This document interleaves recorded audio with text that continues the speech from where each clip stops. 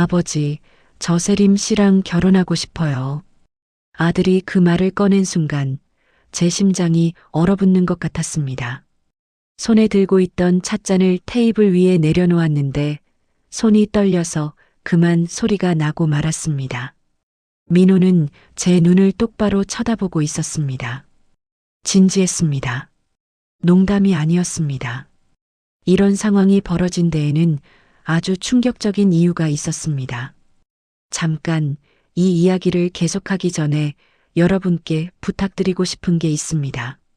지금 어디에 계신지, 몇 살이신지, 그리고 어떤 상황에서 이 이야기를 듣고 계신지 댓글로 남겨주시면 정말 감사하겠습니다.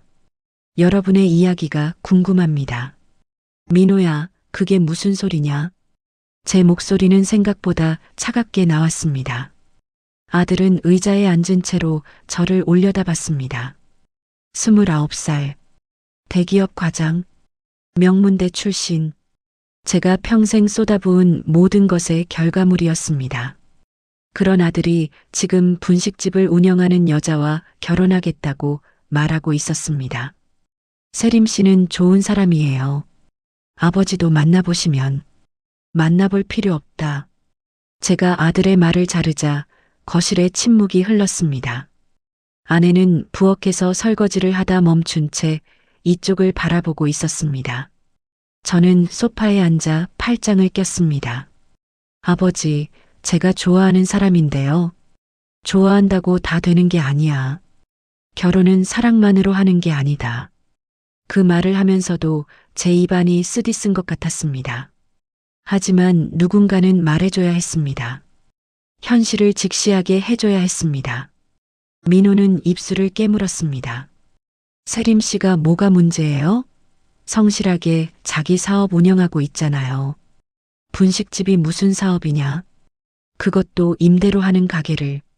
말을 하면서도 제 자신이 비열하게 느껴졌습니다. 하지만 멈출 수가 없었습니다. 제 머릿속에는 온통 최악의 시나리오들만 그려지고 있었습니다. 주변 사람들이 수군거리는 모습, 친구들이 동정 섞인 눈빛으로 바라보는 모습, 회사 사람들이 뒤에서 무어라 말하는 모습. 민호는 자리에서 일어났습니다. 키가 컸습니다. 언제 이렇게 큰 건지 모르겠습니다. 하지만 지금 그 큰 키로 저를 내려다보고 있었습니다.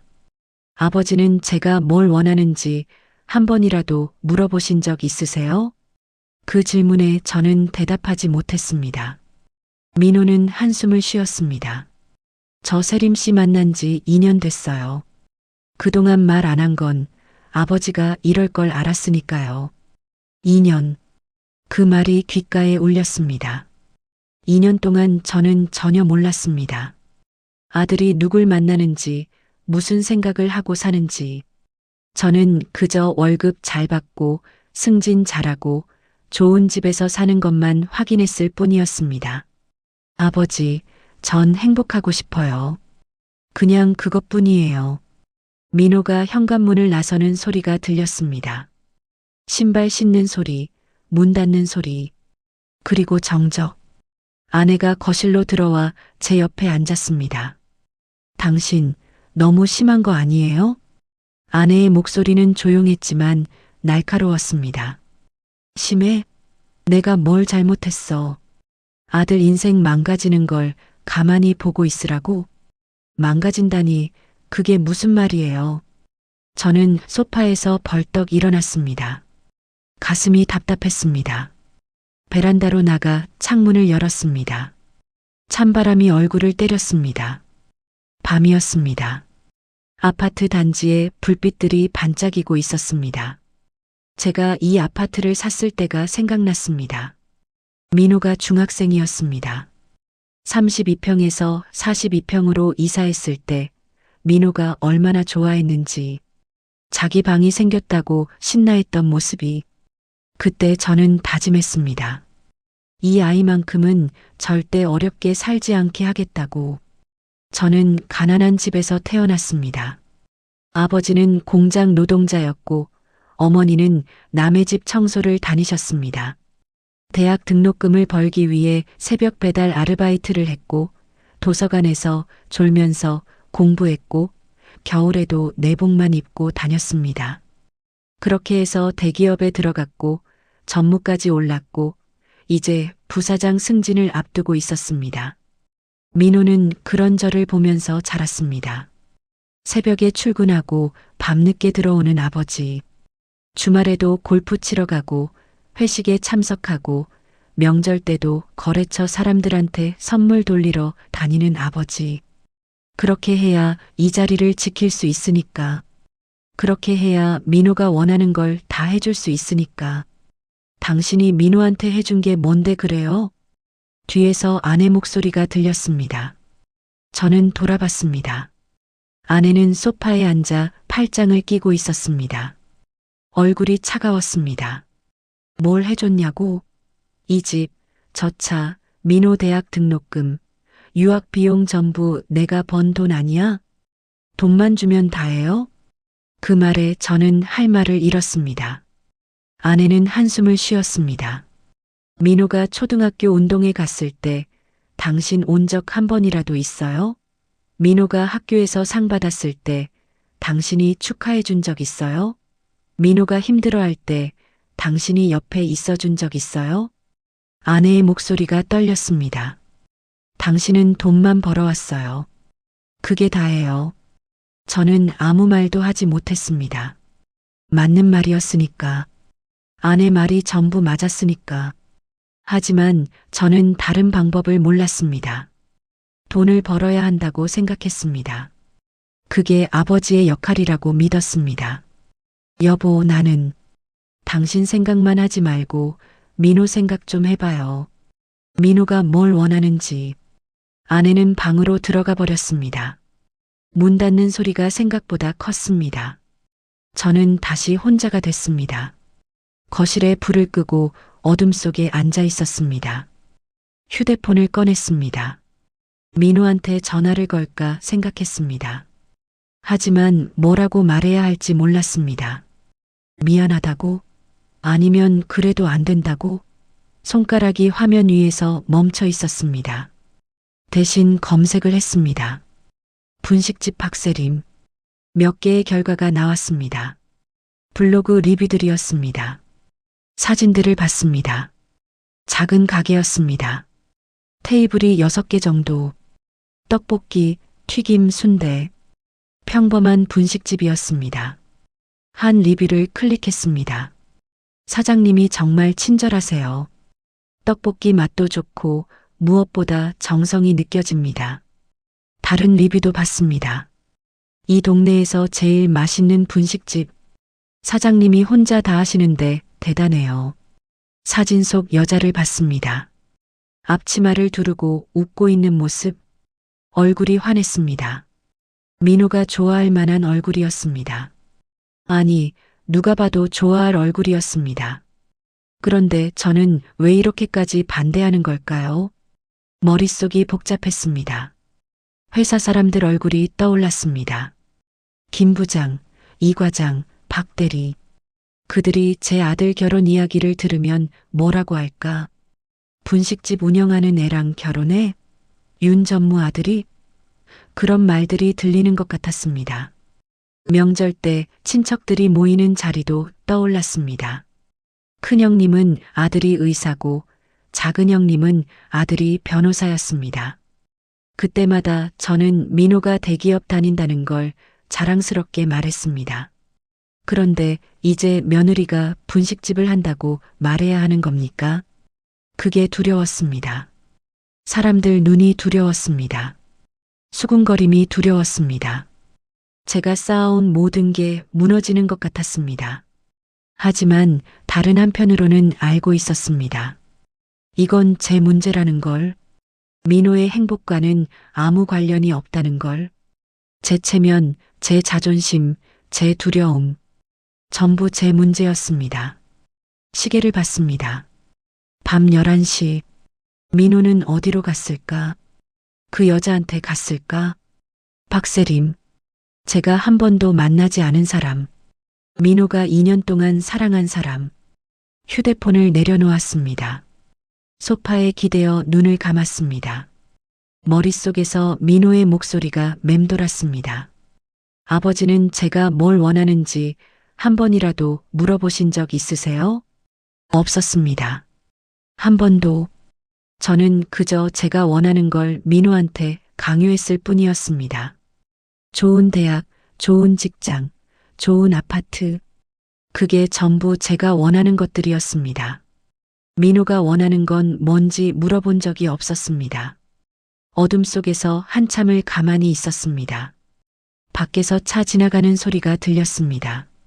누군가의 웃음소리도 들렸습니다. 세상은 계속 돌아가고 있었습니다. 하지만 저는 여전히 확신할 수 없었습니다. 이게 정말 옳은 일인지, 민호가 나중에 후회하지는 않을지, 분식집 운영하는 여자와 결혼해서 정말 행복할 수 있을지, 의문들이 끝없이 이어졌습니다. 그리고 무엇보다 제 자신이 부끄러웠습니다.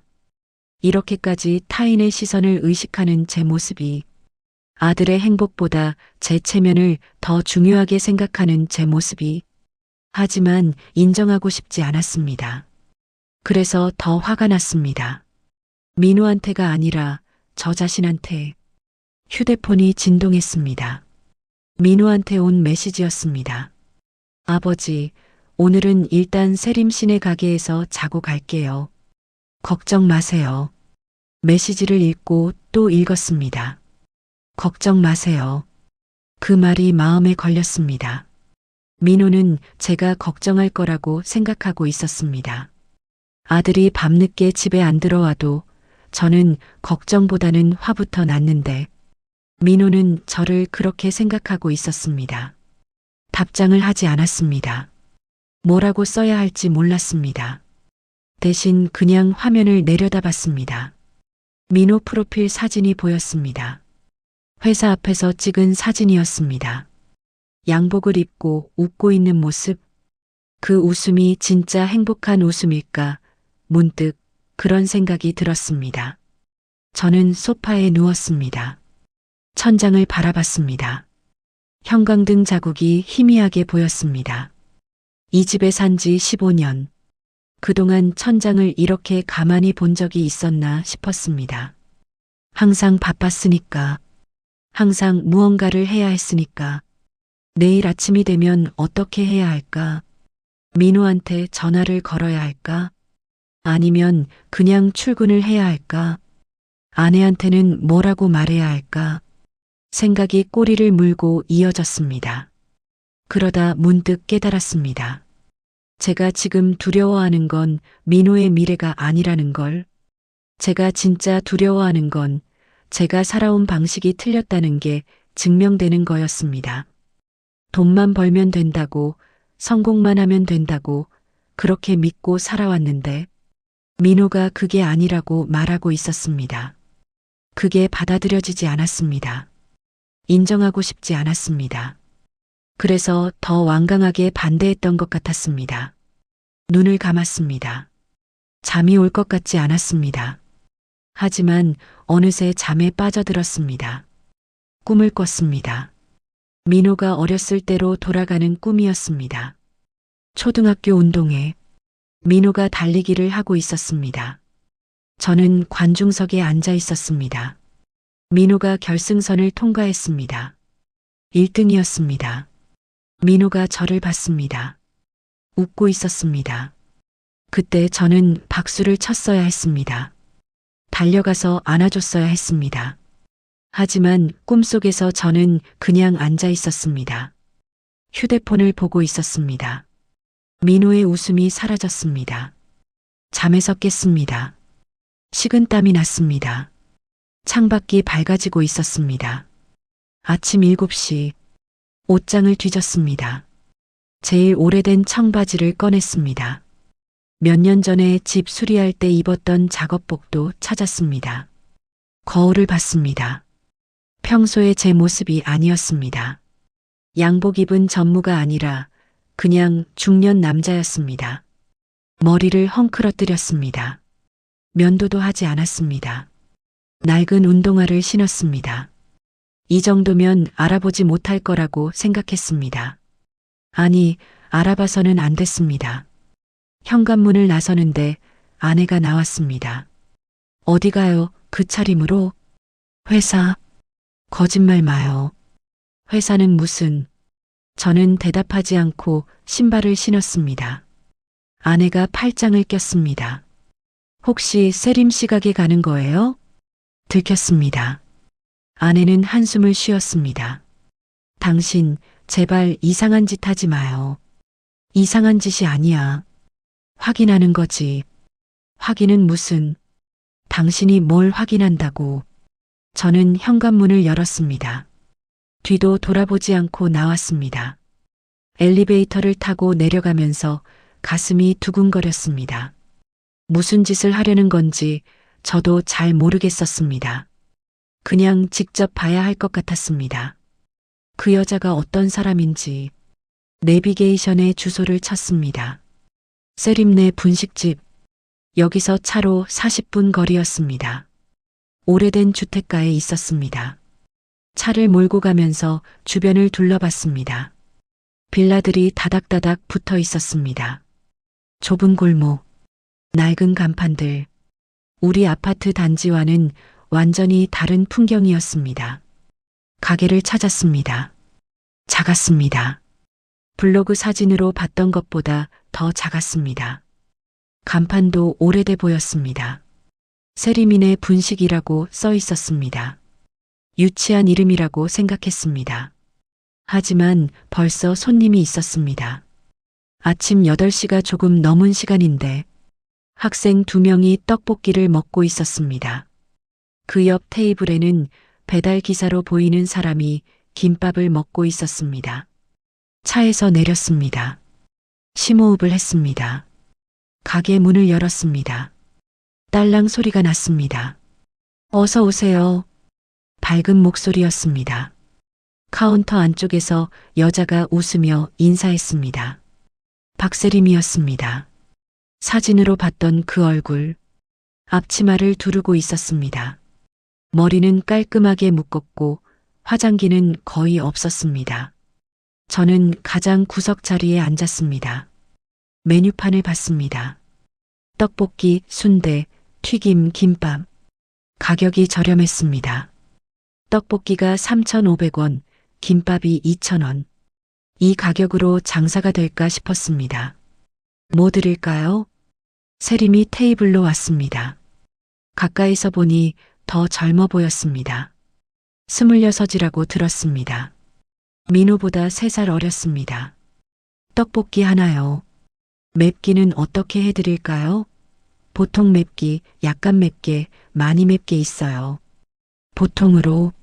네, 금방 나올 거예요. 세림이 주방으로 들어갔습니다. 저는 가게 안을 둘러봤습니다. 테이블이 6개. 의자는 낡았지만 깨끗했습니다. 바닥도 잘 닦여 있었습니다. 벽에는 손님들이 쓴 포스트잇이 붙어 있었습니다. 사장님 떡볶이 최고예요. 오늘도 맛있었어요. 힘내세요. 주방에서 소리가 났습니다. 칼 쓰는 소리, 물 끓는 소리. 세림이 혼자서 다 하고 있었습니다. 설거지부터 조리까지. 직원이 없는 것 같았습니다. 배달 기사가 일어났습니다. 계산대로 갔습니다. 잘 먹었습니다. 감사합니다. 조심히 가세요. 세림이 환하게 웃으며 인사했습니다. 그 웃음이 진심처럼 보였습니다. 배달 기사도 웃으며 나갔습니다. 떡볶이가 나왔습니다. 김이 모락모락 올라오고 있었습니다. 맛있게 드세요.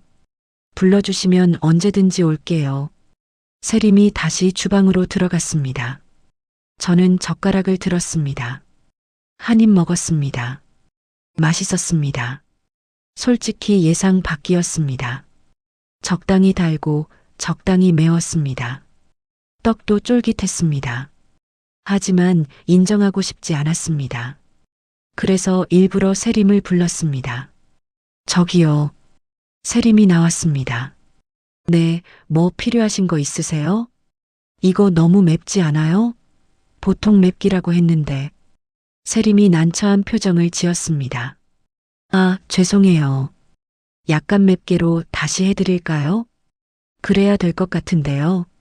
네, 바로 해드릴게요. 세림이 떡볶이를 가져갔습니다. 저는 그 모습을 지켜봤습니다.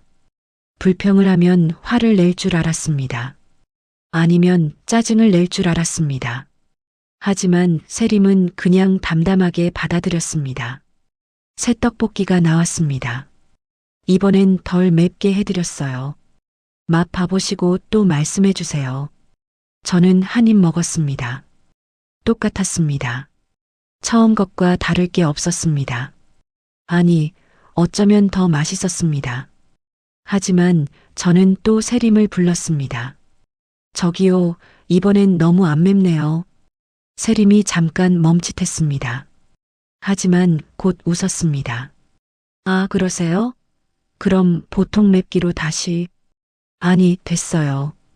그냥 이거 먹을게요. 저는 왜 그랬는지 모르겠습니다. 갑자기 미안해졌습니다. 세림이 고개를 숙였습니다. 죄송해요. 다음에는 더 신경 써서 해드릴게요. 그 말에 가슴이 찔렸습니다. 저는 일부러 트집을 잡았는데 세림은 진심으로 사과하고 있었습니다. 문이 열렸습니다. 할머니 한 분이 들어오셨습니다. 지팡이를 짚고 계셨습니다. 할머니, 어서 오세요. 세림이 달려갔습니다. 할머니 손을 잡고 자리까지 모셨습니다. 오늘은 뭐 드실래요? 김밥 싸줘. 손자 학교 갖다 줘야 해. 네, 금방 싸드릴게요. 할머니는 점심 드셨어요? 아직? 그럼 떡볶이 조금 드시고 가세요. 제가 서비스로 드릴게요. 할머니가 손사래를 쳤습니다. 아이고, 그럴 수 없지. 괜찮아요. 제가 먹고 싶어서 만드는 거예요. 세림이 주방으로 들어갔습니다.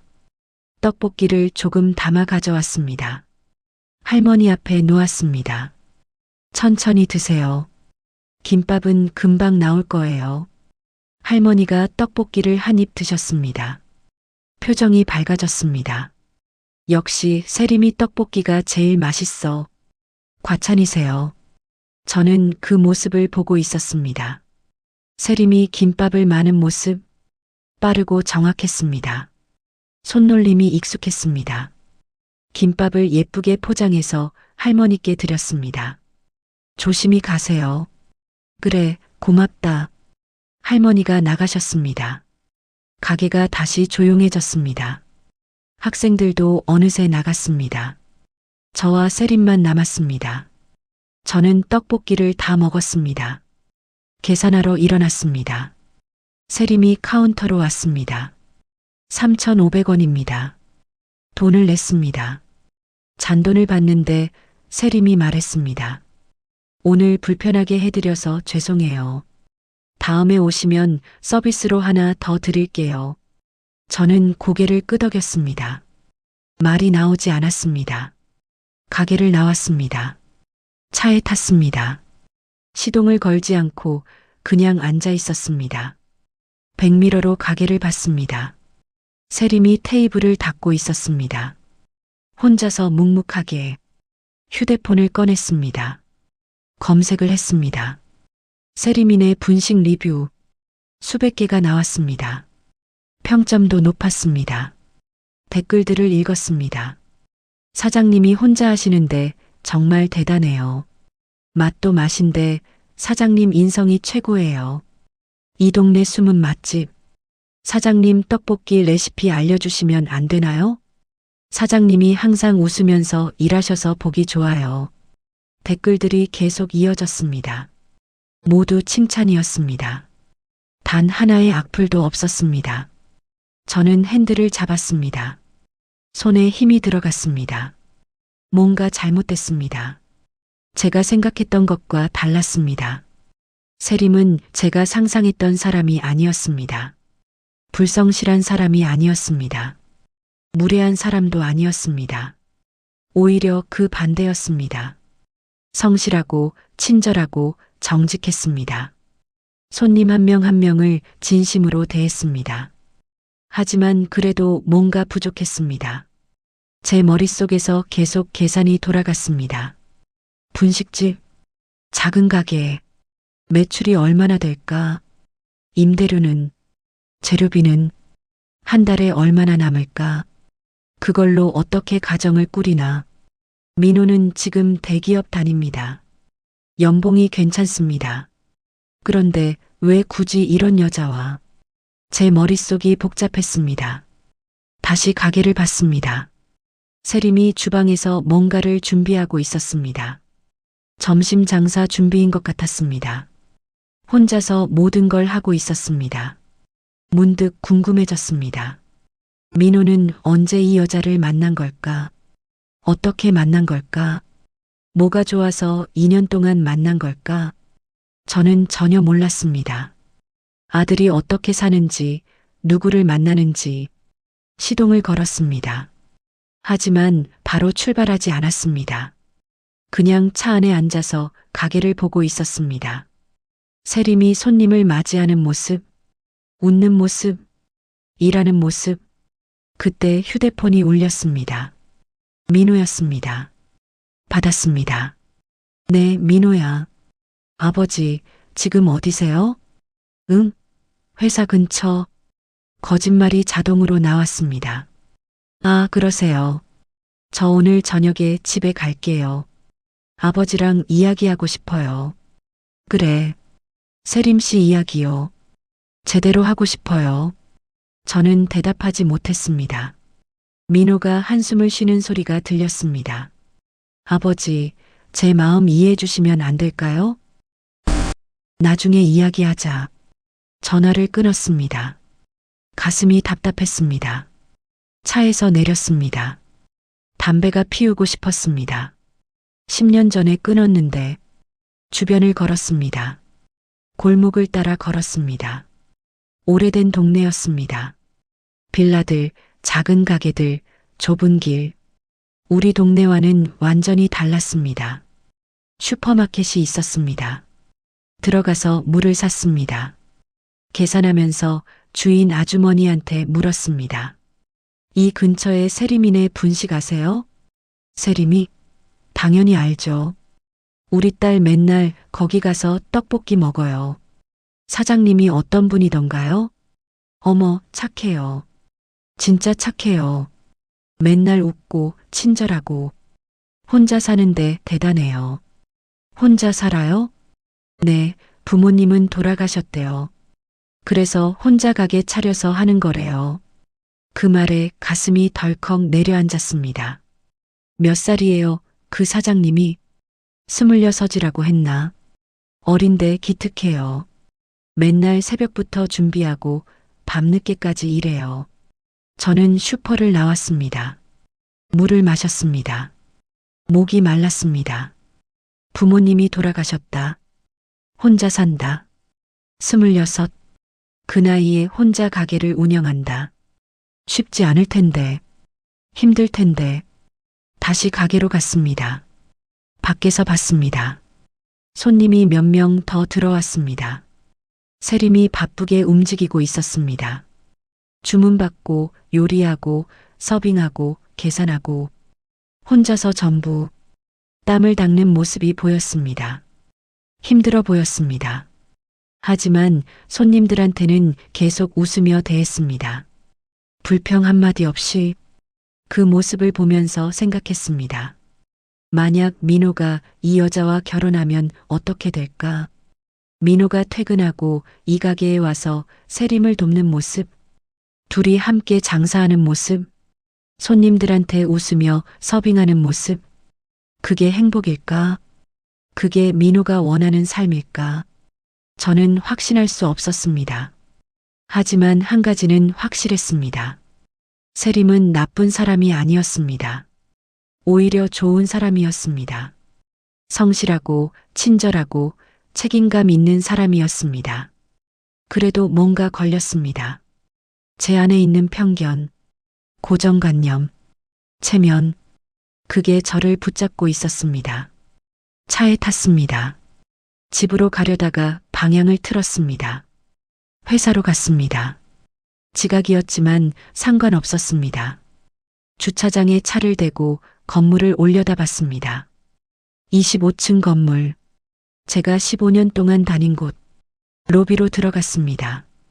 작업복 차림이라 경비 아저씨가 이상하게 쳐다봤습니다. 하지만 저를 알아보고는 놀라는 표정을 지었습니다. 윤 전무님? 네. 무슨 일 있으세요? 아니요, 괜찮습니다.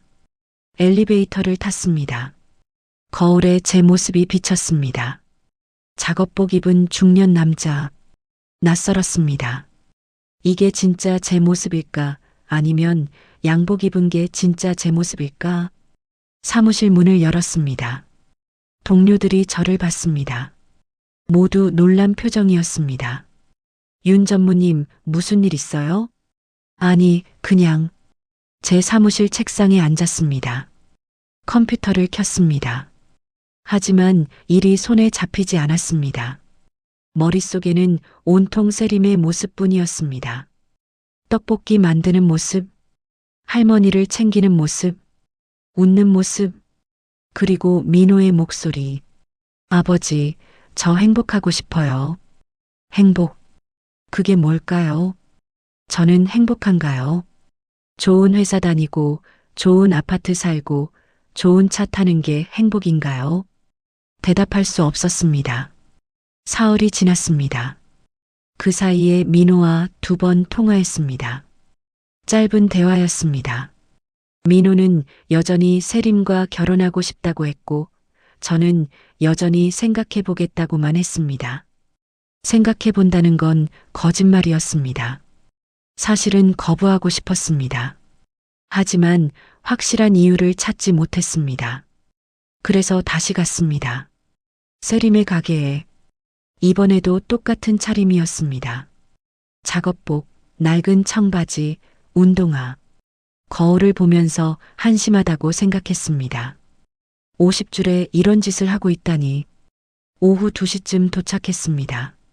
점심시간이 지나서 가게가 한산했습니다. 손님이 2명 있었습니다. 구석에 앉아서 김밥을 주문했습니다. 세림이 주문을 받으러 왔습니다. 어서 오세요. 저번에 오셨던. 세림이 저를 알아봤습니다. 당황했습니다. 아, 네. 떡볶이 맛있어서 또 왔어요. 감사합니다. 오늘은 뭐 드실래요? 김밥이요. 참치김밥. 네, 금방 나올 거예요. 세림이 주방으로 들어갔습니다. 저는 안도의 한숨을 쉬었습니다. 완전히 알아보지는 못한 것 같았습니다. 그냥 단골 손님 정도로 생각하는 것 같았습니다. 창밖을 보고 있었습니다. 가게 앞 골목이 보였습니다. 좁은 길이었습니다. 차 한 대 겨우 지나갈 정도. 아이들이 그 골목에서 놀고 있었습니다. 3명인가 4명. 초등학생으로 보였습니다. 김밥이 나왔습니다. 한 입 베어 물었습니다. 이것도 맛있었습니다. 재료가 신선했습니다. 김도 바삭했습니다. 그때였습니다. 밖에서 큰 소리가 들렸습니다. 비명 같았습니다. 저는 창밖을 봤습니다. 아이 하나가 넘어져 있었습니다. 자전거도 옆에 쓰러져 있었습니다. 세림이 뛰어나갔습니다. 앞치마도 벗지 않은 채 저도 따라 나갔습니다. 다른 손님들도 나왔습니다. 아이가 울고 있었습니다. 여자아이였습니다. 한 8살쯤 돼 보였습니다. 무릎에서 피가 나고 있었습니다. 팔꿈치도 까졌습니다. 괜찮아? 어디 다쳤어? 세림이 아이 옆에 무릎을 꿇었습니다. 아이는 울면서 대답하지 못했습니다. 세림이 상처를 확인했습니다. 많이 아프지? 조금만 참아. 금방 병원 갈게. 세림이 아이를 안으려고 하는데 아이가 말했습니다. 엄마한테 전화해 주세요. 엄마 번호 알아? 아이가 고개를 저었습니다. 울음이 더 커졌습니다. 세림이 주변을 둘러봤습니다. 다른 아이들한테 물었습니다. 너희 이 친구 엄마 아빠 연락처 알아? 아이들이 고개를 저었습니다. 겁먹은 표정이었습니다. 세림이 잠깐 생각하더니 결정을 내렸습니다. 일단 병원 가자. 엄마는 내가 나중에 찾아볼게. 아이를 업었습니다. 아이가 작았지만 세림도 작았습니다. 힘들어 보였습니다. 하지만 표정은 단호했습니다. 저는 그 모습을 보고 있었습니다. 뭔가 해야 할 것 같았습니다. 하지만 움직이지 못했습니다. 세림이 가게 쪽을 봤습니다. 손님들이 아직 안에 있었습니다. 계산도 안 한 손님이 있었습니다. 하지만 세림은 그냥 달려갔습니다. 아이를 업은 채 저는 그제야 움직였습니다. 세림을 따라갔습니다. 병원이 어디 있는지 몰랐지만 세림이 가는 방향을 따라갔습니다. 골목을 빠져나와 큰 길로 나왔습니다. 세림이 택시를 잡았습니다. 하지만 택시가 서지 않았습니다. 한 대, 두 대, 지나쳤습니다. 제 차로 갑시다. 제가 말했습니다. 세림이 놀라서 저를 봤습니다. 아저씨, 빨리요. 아이가 더 아파 보여요. 세림이 고개를 끄덕였습니다. 제 차로 갔습니다. 뒷좌석에 아이를 태웠습니다. 세림도 뒤에 탔습니다. 아이를 안고 있었습니다. 가까운 병원 아세요? 네, 직진하다가 두 번째 신호등에서 우회전이요. 저는 차를 몰았습니다. 빨리 가려고 했습니다. 백미러로 뒤를 봤습니다. 세림이 아이 머리를 쓰다듬고 있었습니다. 괜찮아. 조금만 참아. 금방 도착해. 아이가 흐느끼고 있었습니다. 세림의 옷에 피가 묻었습니다. 하지만 세림은 신경 쓰지 않는 것 같았습니다. 병원에 도착했습니다. 세림이 아이를 안고 뛰어들어갔습니다. 저도 따라 들어갔습니다. 응급실이었습니다. 여기 아이가 다쳤어요. 간호사가 나왔습니다. 아이를 확인했습니다. 보호자 누구세요? 저는 보호자가 아니고요. 근처에서 가게 하는데 아이가 다쳐서. 보호자 연락처 아세요? 모릅니다. 아이가 알려주지 못해서. 간호사가 난처한 표정을 지었습니다. 하지만 곧 아이를 진료실로 데려갔습니다. 세림도 따라 들어가려고 했습니다. 보호자 아니시면 밖에서 기다리셔야 해요. 네, 알겠습니다. 세림이 대기실에 앉았습니다. 저도 옆에 앉았습니다. 세림의 손이 떨리고 있었습니다. 옷에 묻은 피를 보고 있었습니다. 괜찮으세요? 제가 물었습니다. 세림이 고개를 들었습니다. 네, 괜찮아요. 아이가 많이 다친 것 같지는 않아서. 다행이에요. 가게는 어떡하시려고요? 그 말에 세림이 화들짝 놀랐습니다. 아, 가게. 손님들이. 세림이 일어서려고 했습니다. 저는 손을 들어 말렸습니다. 제가 전화해 볼게요. 가게 번호 알려주세요. 아니에요, 괜찮아요. 제가. 지금 이 상태로 가게 가실 거예요? 옷에 피 묻은 채로. 세림이 자기 옷을 내려다봤습니다. 앞치마에도 티셔츠에도 피가 묻어 있었습니다. 표정이 어두워졌습니다. 전 괜찮은데. 손님들이 놀라시겠네요. 일단 앉아 계세요. 아이 보호자 연락부터 해야죠. 세림이 다시 앉았습니다. 손으로 얼굴을 감쌌습니다. 한숨을 쉬었습니다. 오늘 장사 망쳤네요. 점심시간 놓쳤고. 그 말을 들으면서 이상했습니다. 세림은 돈 걱정을 나중에 하고 있었습니다. 먼저 한 건 아이였습니다. 아이의 안전. 그게 우선이었습니다. 간호사가 나왔습니다. 아이 괜찮아요. 찰과상이고 소독하고 밴드 붙였어요. 근데 보호자 연락이 안 되네요. 네. 아이한테 물어봤는데 엄마 번호를 모르대요. 학교는 알려줬는데 학교에 전화했더니 지금 방학이라 연락이 안 돼요. 세림이 난처한 표정을 지었습니다. 그럼 어떡하죠? 일단 아이는 안정됐으니까 계속 기다려보는 수밖에요. 혹시 아이 집 아세요? 아니요, 저도 처음 본 아이예요. 간호사가 돌아갔습니다. 세림이 다시 앉았습니다. 저도 앉았습니다. 침묵이 흘렀습니다. 아저씨, 도와주셔서 정말 감사해요. 차까지 태워주시고. 아니에요. 당연한 거죠. 가게에 두고 온 것들이 걱정이에요. 가스불도 켜뒀는데. 세림이 초조하게 손가락을 만지작거렸습니다. 저는 생각했습니다. 가게에 불이 났을 수도 있습니다. 아니면 도둑이 들었을 수도, 손님들이 계산 안 하고 나갔을 수도. 제가 다녀올까요? 네. 가게요. 제가 가서 문 닫고 올게요. 아니에요. 어떻게 그러세요? 아저씨는 손님이신데. 괜찮아요. 열쇠 주세요. 세림이 망설였습니다. 하지만 다른 방법이 없었습니다. 가방에서 열쇠를 꺼냈습니다. 정말 감사합니다. 가스불만 확인해 주시고 문 잠그고 오세요. 열쇠를 받았습니다. 무거웠습니다. 이 작은 열쇠 하나가 세림의 전부였습니다. 가게, 생계, 미래. 병원을 나와 차를 몰았습니다. 가게로 돌아갔습니다. 문이 열려 있었습니다.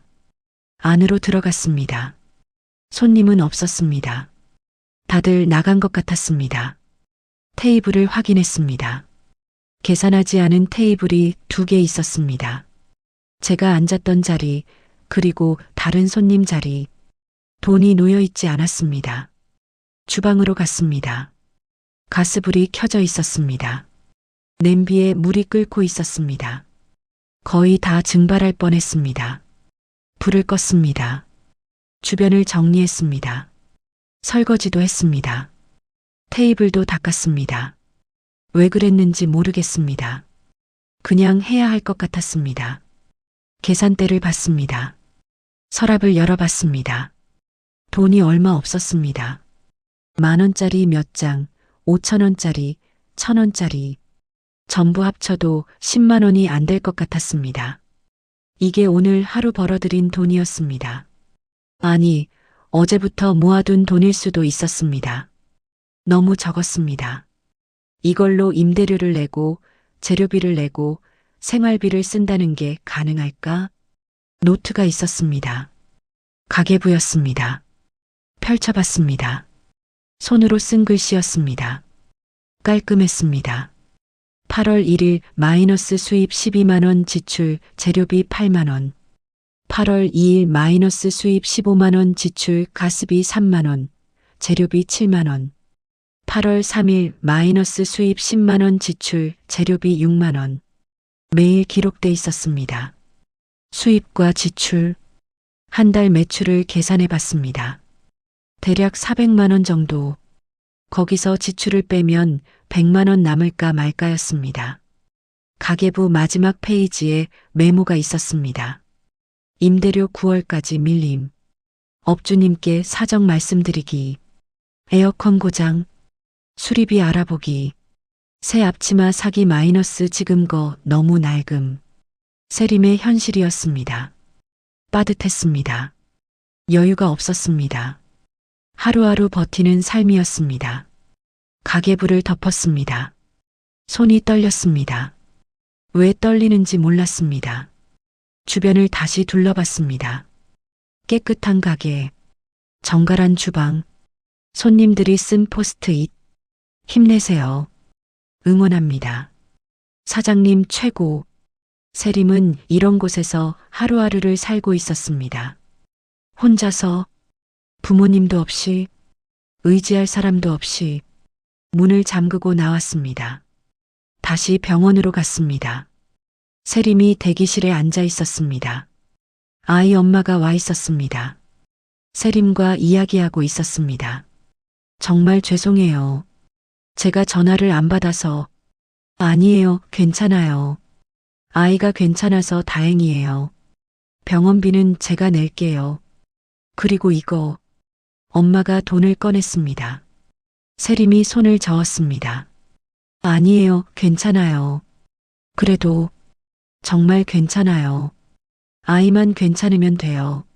엄마가 몇 번이나 고개를 숙였습니다. 아이를 데리고 나갔습니다. 세림이 한숨을 쉬었습니다. 긴장이 풀린 것 같았습니다. 저한테 다가왔습니다. 아저씨, 가게는 어땠어요? 열쇠를 돌려줬습니다. 다 정리했어요. 문도 잠갔고요. 정말 감사합니다. 모르는 분인데 이렇게까지 도와주시고 손님 몇 명 계산 안 하고 나간 것 같던데요. 세림의 표정이 어두워졌습니다. 아, 그렇군요. 괜찮으세요? 네, 괜찮아요. 제가 나간 거니까 어쩔 수 없죠. 그 말을 하면서도 세림의 목소리는 떨렸습니다. 괜찮지 않았습니다. 분명히.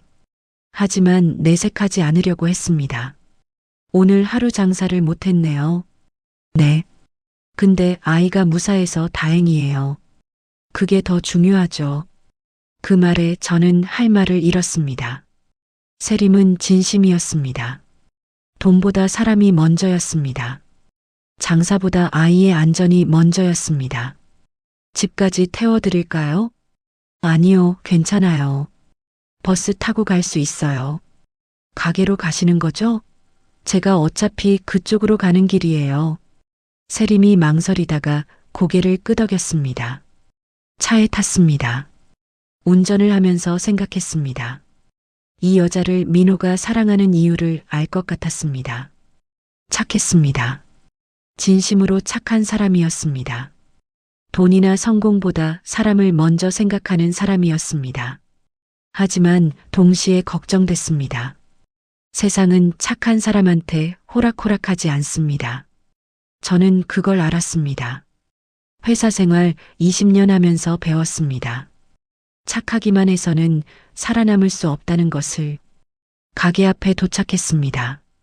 세림이 내렸습니다. 오늘 정말 감사했어요. 아저씨 덕분에 큰일 날 뻔한 거 막았어요. 아니에요. 다음에 오시면 제가 진짜 맛있는 거 해드릴게요. 세림이 웃었습니다. 지친 얼굴이었지만 웃음만큼은 진짜였습니다. 가게 안으로 들어가는 세림을 봤습니다. 불을 켰습니다. 앞치마를 메고 다시 일할 준비를 하고 있었습니다. 오늘 하루 장사를 못했는데도 저는 차를 몰고 집으로 갔습니다. 머릿속이 복잡했습니다. 세림은 좋은 사람이었습니다. 분명히. 하지만 그것만으로 충분할까요? 좋은 사람이라고 해서 민호와 잘 살 수 있을까요?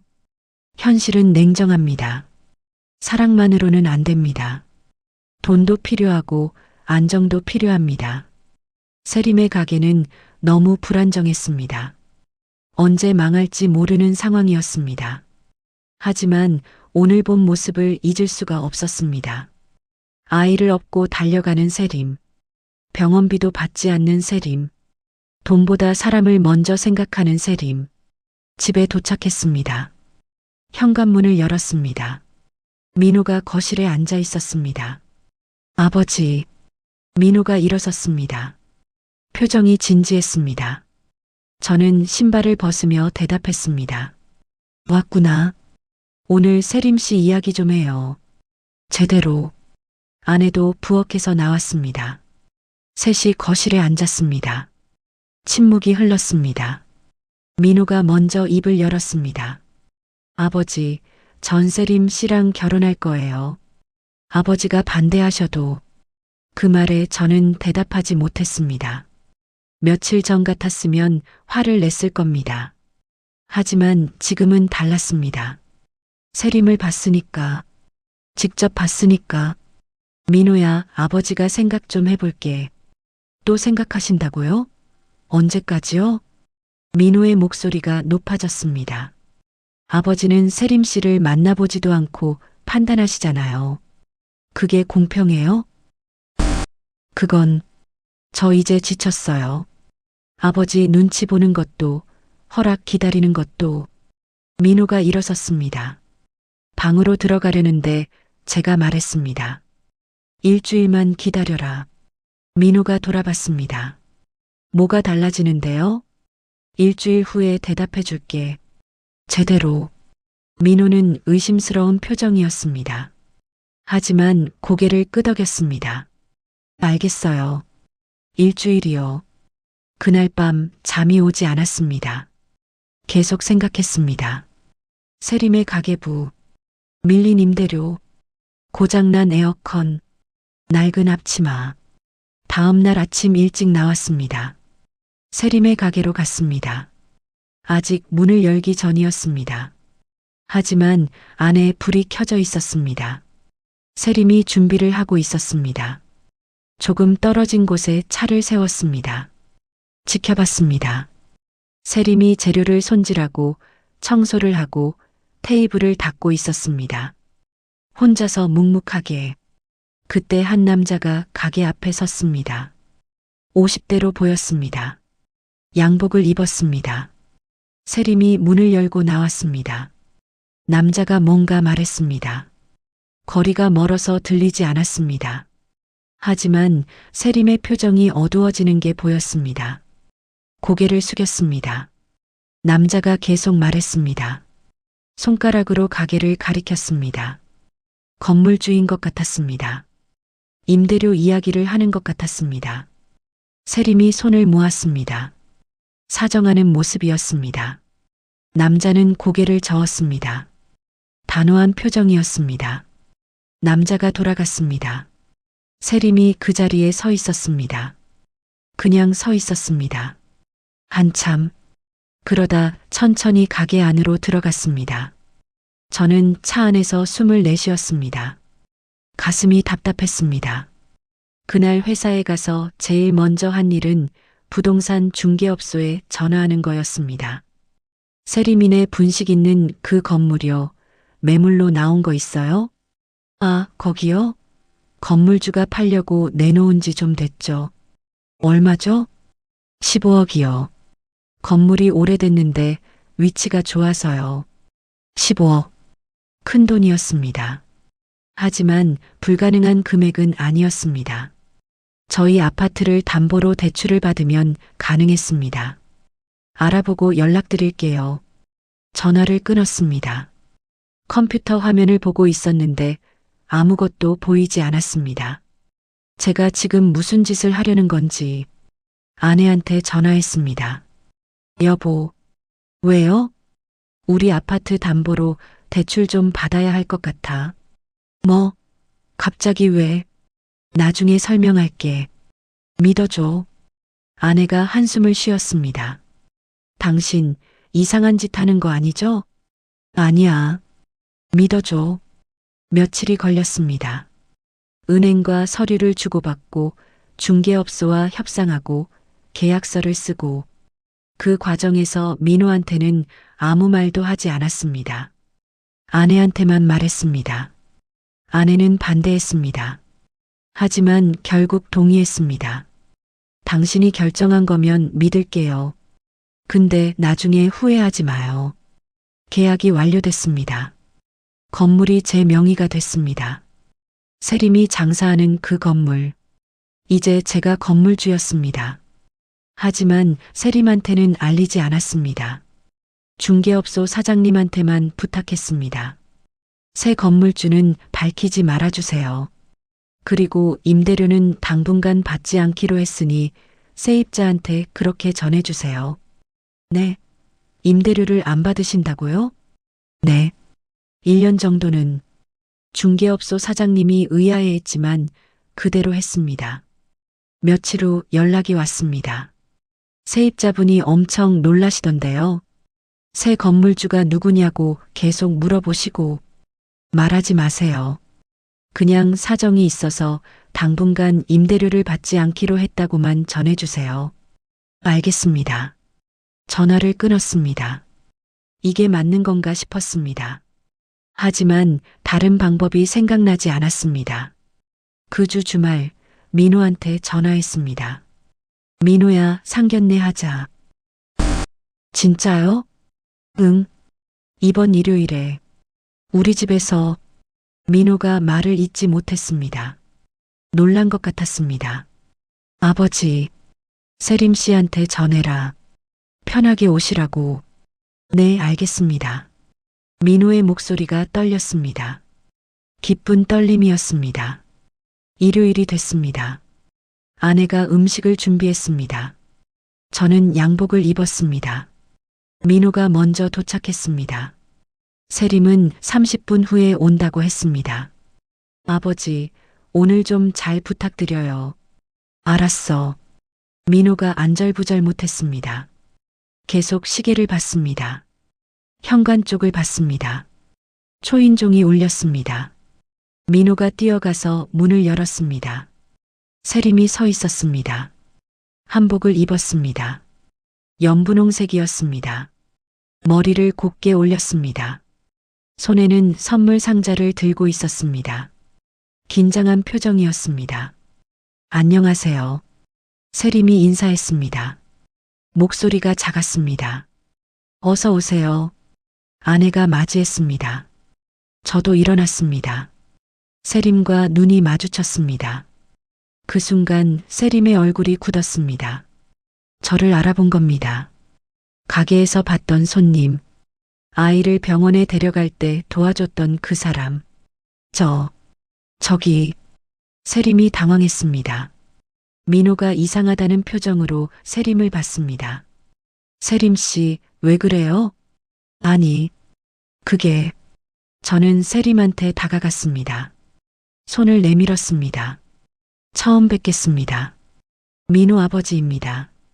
세림이 제 손을 잡았습니다. 손이 차가웠습니다. 떨리고 있었습니다. 안녕하세요. 거실에 앉았습니다. 아내가 차를 내왔습니다. 세림은 계속 저를 쳐다봤습니다. 혼란스러운 표정이었습니다. 세림 씨, 편하게 계세요. 아내가 말했습니다. 세림이 고개를 끄덕였습니다. 하지만 전혀 편해 보이지 않았습니다. 민호가 이야기를 시작했습니다. 세림을 어떻게 만났는지, 왜 좋아하게 됐는지. 세림도 조금씩 말했습니다. 민호가 가게에 자주 와서 떡볶이를 먹었다고, 그렇게 친해졌다고. 저는 그 이야기를 들으며 가만히 앉아 있었습니다. 세림이 계속 저를 의식하는 게 느껴졌습니다. 식사 시간이 됐습니다. 아내가 준비한 음식을 먹었습니다. 세림은 거의 먹지 못했습니다. 계속 긴장한 표정이었습니다. 식사가 끝났습니다.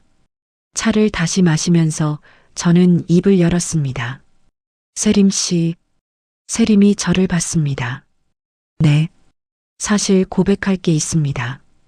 민호가 저를 봤습니다. 아내도 저를 봤습니다. 세림도 숨을 죽이고 있었습니다. 저 세림 씨 가게에 몇 번 갔었습니다. 네, 민호가 놀랐습니다. 아버지, 그게 무슨... 변장하고 갔었어요. 작업복 입고. 세림의 눈이 커졌습니다. 이제 완전히 이해한 표정이었습니다. 일부러 트집도 잡았습니다. 떡볶이가 맵다고, 안 맵다고. 세림 씨가 어떤 사람인지 시험한 거예요. 아버지. 민호의 목소리가 떨렸습니다. 화가 난 것 같았습니다. 그리고 아이 사고 났을 때도 봤습니다. 세림 씨가 아이를 업고 병원에 가는 것도 따라갔었어요. 제 차로 태워드린 사람이 저예요. 세림이 입을 가렸습니다. 정말 아버님이셨어요? 네. 그때 가게에도 갔었습니다. 정리하면서 가계부도 봤습니다. 밀린 임대료, 고장난 에어컨. 다 봤어요. 침묵이 흘렀습니다. 민호가 주먹을 쥐고 있었습니다. 아버지, 어떻게 그러실 수가 있어요? 그건 너무... 미안하다. 저는 민호가 아니라 세림을 보고 말했습니다. 세림 씨한테 정말 미안합니다. 제가 편견을 가지고 있었어요. 분식집을 한다는 것만으로 판단했어요. 직접 보지도 않고. 세림이 고개를 저었습니다. 아니에요, 괜찮아요. 괜찮지 않아요. 제가 잘못했어요. 저는 자리에서 일어났습니다. 그리고 세림 앞에 무릎을 꿇었습니다. 아버지, 민호가 놀라서 저를 붙잡으려 했습니다. 아내도 놀랐습니다. 하지만 저는 그대로 있었습니다. 세림 씨, 용서해 주세요. 제가 큰 실례를 했습니다. 세림이 당황해서 일어났습니다. 아니에요, 아버님. 일어나세요. 제발. 용서해주면 일어나겠습니다. 용서도 뭐도 없어요. 괜찮아요. 정말이요. 세림의 눈에 눈물이 고였습니다. 일어나세요. 제발. 저는 천천히 일어났습니다. 세림이 눈물을 닦았습니다. 민호도 눈시울이 붉어졌습니다. 다시 앉았습니다. 한참 아무도 말하지 않았습니다.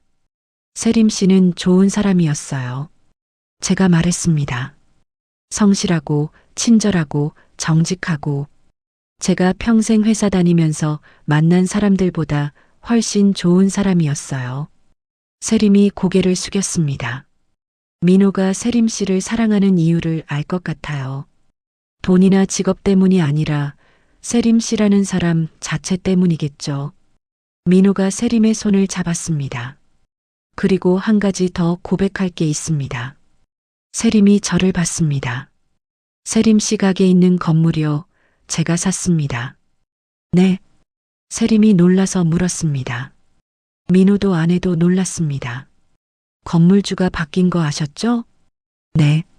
그런데 그게 아버님이셨어요? 네. 그리고 앞으로 1년은 임대료 안 받을 겁니다.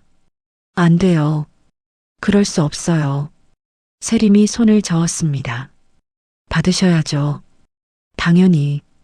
1년 후부터 받을게요.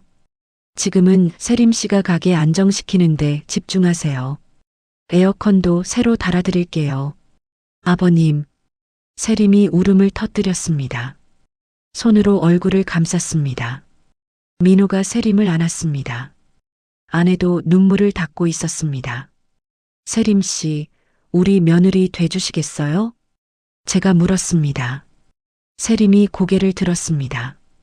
눈물 범벅인 얼굴로 고개를 끄덕였습니다. 네, 감사합니다. 그날 저녁 세림이 돌아간 후 민호가 저한테 왔습니다. 아버지, 고맙습니다. 미안하다. 민호야, 이제 괜찮아요. 민호가 웃었습니다. 오랜만에 보는 진짜 웃음이었습니다. 아버지가 변하신 것 같아요. 그런가? 네. 좋은 쪽으로요. 민호가 방으로 들어갔습니다. 저는 거실에 혼자 앉아 있었습니다. 변했을까요? 제가 잘 모르겠습니다. 하지만 한 가지는 확실했습니다. 제가 틀렸다는 걸 인정한 거, 그리고 그걸 고백한 거, 그게 시작이었습니다. 제대로 된 아버지가 되는 시작. 결혼식은 조용하게 치렀습니다. 작은 예식장에서 가족들과 가까운 사람들만 모였습니다. 세림은 웨딩드레스를 입고 정말 아름다웠습니다. 민호는 내내 웃고 있었습니다. 제가 본 중에 가장 행복한 얼굴이었습니다. 신혼여행을 다녀온 후 민호는 회사 근처에 작은 아파트를 얻었습니다. 세림은 여전히 가게를 운영했습니다. 민호가 퇴근하면 가게에 가서 세림을 도왔습니다. 설거지를 하고 테이블을 닦고 재료를 정리했습니다. 첫 주말 제가 가게에 찾아갔습니다. 정장이 아니라 편한 옷을 입고 민호와 세림이 놀랐습니다. 아버님, 왜 오셨어요? 일 도우러 왔지. 네. 주말에는 손님이 많다며 도와줄 사람이 필요할 것 같아서. 세림이 당황했습니다. 아니에요, 괜찮아요. 아버님이 어떻게? 괜찮아. 나 원래 일 잘해. 앞치마를 맸습니다. 세림이 준비해둔 것 같았습니다. 제 사이즈에 맞는 앞치마였습니다. 그럼 배달 좀 부탁드려도 될까요? 오케이. 배달 가방을 들었습니다.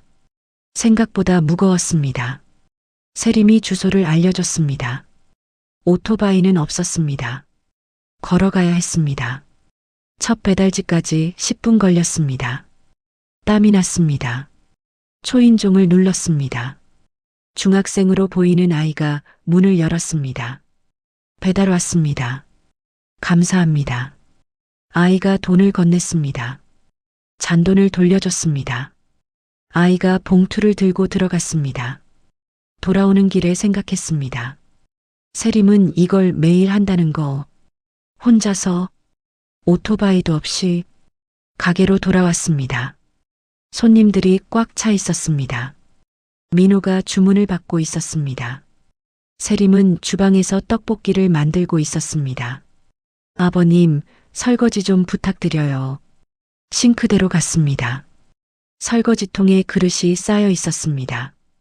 고무 장갑을 꼈습니다. 오랜만이었습니다.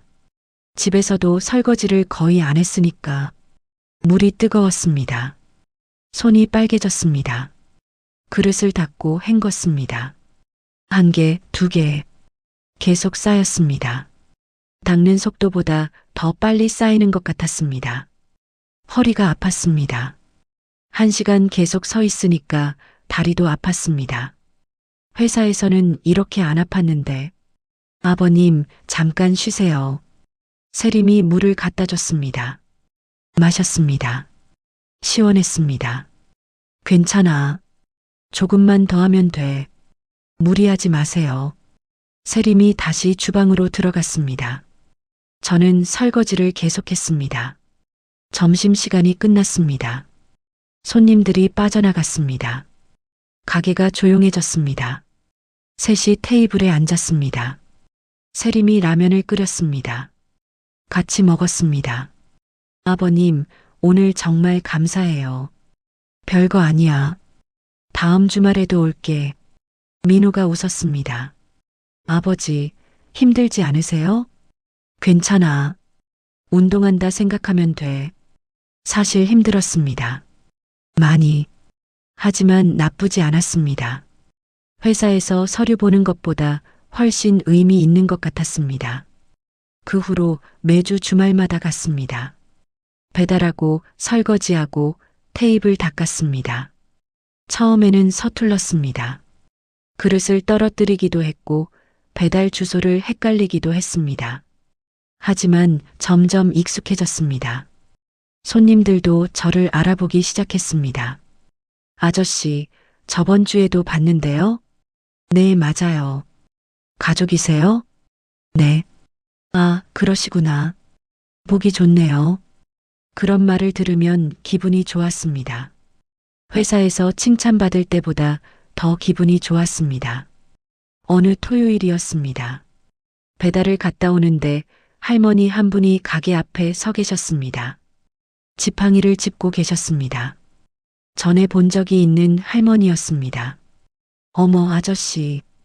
할머니가 저를 알아봤습니다. 안녕하세요, 할머니. 세림이는 안에 있어? 네, 안에 있어요. 할머니를 모시고 들어갔습니다. 세림이 반갑게 맞이했습니다. 할머니, 오셨어요? 그래. 손자 생일이라 김밥 좀 싸줘. 네, 금방 해드릴게요. 세림이 주방으로 들어갔습니다. 할머니가 저를 보고 웃었습니다. 아저씨, 여기 자주 오시나 봐요. 네, 요즘은 매주 와요. 세림이 시아버지이세요? 네, 맞아요. 할머니가 고개를 끄덕였습니다. 좋은 며느리 두셨네요. 세림이는 참 착한 아이예요. 우리 손자가 아플 때도 많이 도와줬어요. 그래요? 응. 손자가 감기 걸렸는데 약 사올 시간이 없었거든. 세림이가 대신 사다 줬어요. 돈도 안 받으려고 하고. 그런 이야기를 들으면서 알게 됐습니다. 세림이 얼마나 많은 사람들을 도왔는지. 김밥이 나왔습니다. 할머니가 받으셨습니다. 고맙다, 세림아. 천천히 가세요, 할머니. 할머니가 나가셨습니다. 저는 세림한테 물었습니다. 할머니 손자 아팠을 때 약 사드렸어요? 세림이 웃었습니다. 아, 그거요? 별거 아니에요. 약국이 근처라서요.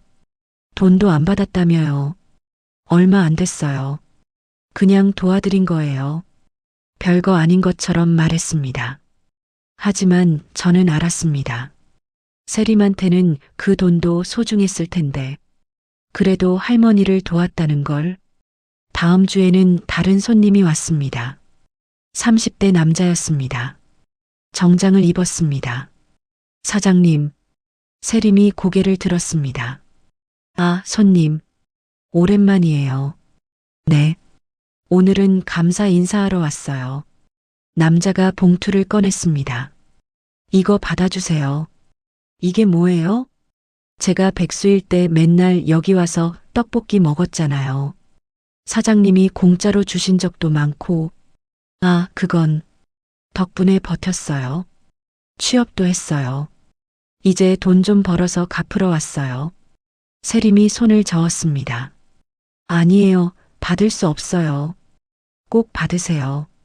제 마음이에요. 남자가 봉투를 테이블에 놓고 나갔습니다. 세림이 봉투를 들었습니다. 열어봤습니다. 10만 원이 들어 있었습니다. 세림이 울컥했습니다. 눈물을 닦았습니다. 왜 이러시나? 민호가 물었습니다. 아니야. 그냥 기쁘서. 저는 그 모습을 보고 있었습니다. 세림이 베푼 것들이 돌아오고 있었습니다. 돈으로, 감사로, 마음으로. 그날 저녁 집으로 돌아오는 길에 아내한테 말했습니다. 여보, 나 요즘 행복해. 아내가 놀라서 저를 봤습니다. 갑자기 왜요? 그냥 주말마다 가게 가는 게 좋아. 일하는 것도 좋고. 힘들지 않아요? 힘들지. 근데 의미 있어. 회사 일보다 훨씬. 아내가 웃었습니다. 당신 많이 변했어요. 그래. 네. 좋은 쪽으로요. 집에 도착했습니다. 거실에 앉았습니다. 텔레비전을 켰습니다. 하지만 보지 않았습니다. 그냥 생각에 잠겼습니다. 회사 일이 무의미하게 느껴졌습니다. 25년 동안 해온 일, 서류 작성하고 회의하고 보고하고, 그게 뭐였을까? 반면 가게에서 하는 일은 달랐습니다. 배달을 가면 사람들이 고맙다고 했습니다. 설거지를 하면 세림이 웃으며 감사하다고 했습니다. 손님들이 맛있다고 하면 뿌듯했습니다. 그게 진짜였습니다. 진짜 일, 진짜 가치. 다음 달 회사에 사표를 냈습니다. 윤 전무 무슨 일이야? 사장님이 놀랐습니다. 개인 사정이 있어서요. 지금 부사장 승진 앞두고 있잖아. 조금만 기다리면 되는데. 괜찮습니다. 결정했어요. 동료들이 만류했습니다. 하지만 저는 결정을 번복하지 않았습니다. 퇴사했습니다. 25년 다닌 회사를 떠났습니다. 마지막 날 사무실을 나서면서 되돌아봤습니다. 책상, 컴퓨터, 서류들. 아쉬움은 없었습니다. 그날부터 매일 가게에 나갔습니다. 아침부터 저녁까지 세림과 민호를 도왔습니다. 처음에는 낯설었습니다. 양복 대신 앞치마를 입는 게, 컴퓨터 대신 설거지를 하는 게. 하지만 익숙해졌습니다. 그리고 좋았습니다. 손님들이 제 이름을 외웠습니다. 윤 사장님, 사장 아니에요. 그냥 도와주는 거예요. 그래도 사장님이죠. 단골들이 생겼습니다. 제가 배달 가는 집들, 사람들 얼굴을 외웠습니다. 이름도 외웠습니다. 오늘은 떡볶이 맵게 해드릴까요? 네, 그렇게 해주세요. 김밥에 단무지 빼달라고 하셨죠? 맞아요. 기억하시네요. 그런 대화가 좋았습니다. 사람들과 연결되는 느낌. 회사에서는 몰랐던 감정이었습니다. 어느 날 민호가 말했습니다. 아버지, 요즘 정말 행복해 보여요. 그래. 네. 예전에는 항상 피곤해 보이셨는데. 맞는 말이었습니다. 예전에는 항상 지쳐 있었습니다. 회사 일, 인간관계, 경쟁. 그게 전부였으니까.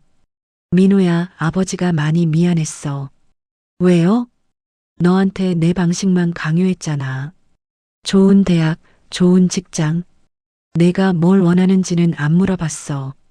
민호가 웃었습니다. 이제 괜찮아요. 아버지도 변하셨잖아요. 변했나? 많이요. 이제는 진짜 아버지 같아요. 그 말에 가슴이 뭉클했습니다. 진짜 아버지. 29년 만에 처음 듣는 말 같았습니다. 토요일 저녁이었습니다. 장사가 끝났습니다. 세림과 민호와 저 셋이 테이블에 앉았습니다. 남은 떡볶이를 나눠 먹었습니다. 오늘도 수고하셨어요. 세림이 말했습니다. 아니야, 당연한 거지. 아버님 덕분에 정말 많이 편해졌어요. 나도 좋아. 여기 오는 게. 민호가 세림 손을 잡았습니다. 둘이 웃고 있었습니다. 행복한 얼굴이었습니다. 저도 웃었습니다. 진짜 웃음이었습니다. 오랜만에 느끼는 감정이었습니다. 만족, 평화, 행복. 예전에는 몰랐습니다. 행복이 뭔지, 성공이 뭔지, 돈 많이 벌고 좋은 차 타고 큰 집에 사는 게 행복인 줄 알았습니다. 하지만 틀렸습니다. 행복은 이런 거였습니다. 사랑하는 사람들과 함께 있는 것, 의미 있는 일을 하는 것, 누군가한테 도움이 되는 것. 창밖을 봤습니다. 어두워지고 있었습니다. 가로등이 켜졌습니다. 사람들이 오가고 있었습니다. 이 동네가 좋아졌습니다. 처음 왔을 때는 낡고 좁아 보였는데 이제는 따뜻하게 느껴졌습니다. 사람들 얼굴이 보이고 이야기가 들리고 정이 느껴졌습니다. 아버지, 민호가 불렀습니다. 응, 사랑해요. 갑작스러운 말이었습니다. 당황했습니다. 저는 평생 그런 말을 한 적이 없었으니까. 민호한테도 아내한테도. 하지만 오늘은 달랐습니다. 나도 사랑한다, 민호야. 목소리가 떨렸습니다. 민호가 웃었습니다. 세림도 웃었습니다. 집으로 돌아가는 길에 생각했습니다. 제가 얼마나 많은 시간을 낭비했는지, 잘못된 것들을 쫓아다니면서. 하지만 늦지 않았습니다. 지금부터라도 제대로 살 수 있었습니다. 진짜 가치를 아는 삶, 사람을 숫자로 판단하지 않는 삶, 돈보다 마음을 먼저 생각하는 삶. 세림이 가르쳐줬습니다. 민호가 가르쳐줬습니다. 분식집 손님들이 가르쳐줬습니다. 사람의 가치는 직업으로 정해지지 않는다는 것. 성공의 의미는 숫자가 아니라는 것. 행복은 가까운 곳에 있다는 것. 이제 알았습니다. 50년을 살아서 이제야 집에 도착했습니다. 아내가 기다리고 있었습니다. 오늘은 어떻어요? 응, 오늘도 바빴어. 힘들죠? 괜찮아. 좋아. 아내가 웃었습니다. 제 손을 잡았습니다. 당신 요즘 정말 달라졌어요. 미안해. 그동안.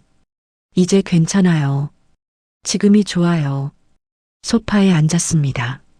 창밖을 봤습니다. 별이 보였습니다. 예전에는 별을 본 적이 없었습니다. 바빠서, 여유가 없어서. 하지만 이제는 봅니다. 별도 보고, 사람도 보고, 제 자신도 봅니다. 변했습니다. 많이. 그리고 그게 좋았습니다. 내일도 가게에 갈 겁니다. 배달하고, 설거지하고, 손님들 웃음소리 들을 겁니다. 세림이 떡볶이 만드는 모습 보고 민호가 행복해하는 얼굴 볼 겁니다. 그게 제 새로운 삶입니다. 늦게 시작했지만 진짜 삶입니다. 후회는 없습니다. 앞으로도 없을 겁니다. 왜냐하면 이제 알았으니까. 진짜 중요한 게 뭔지.